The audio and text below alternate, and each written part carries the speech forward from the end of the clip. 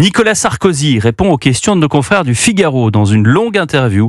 L'ancien président aborde des sujets très différents en cette rentrée et justement sur l'immigration, il alerte sur le choc démographique en Afrique qui déferlera sur l'Europe d'ici 30 ans.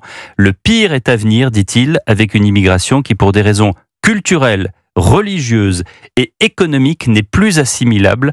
Voilà ce que dit l'ancien chef de l'État sur l'Algérie. Il suggère plus de fermeté avec un système de réciprocité entre les visas accordés et les OQTF repris. Mais c'est sur la semaine prochaine, bien sûr, que Nicolas Sarkozy est surtout invité à s'exprimer. Que pense-t-il du vote de confiance proposé par François Bayrou ? Un suicide politique, le contraire de ce qu'il fallait faire. Mais alors, quel scénario ? Bonsoir Arthur Delaborde. Bonsoir Pierre, bonsoir à tous. Il n'y a pas d'autre solution, dit Nicolas Sarkozy, que de dissoudre l'Assemblée à nouveau. Effectivement, pour Nicolas Sarkozy, la dissolution est le seul moyen de sortir du blocage politique actuel. L'ancien président étrille la décision de François Bayrou de demander la confiance à l'Assemblée, à peu près le contraire de ce qu'il fallait faire, dit-il, la certitude d'un échec. Nicolas Sarkozy n'épargne pas non plus Emmanuel Macron, responsable d'avoir provoqué l'instabilité avec la désastreuse dissolution de l'an dernier, qualifiée de bombe à fragmentation. Selon lui, nous vivons les derniers soubresauts de cette funeste décision.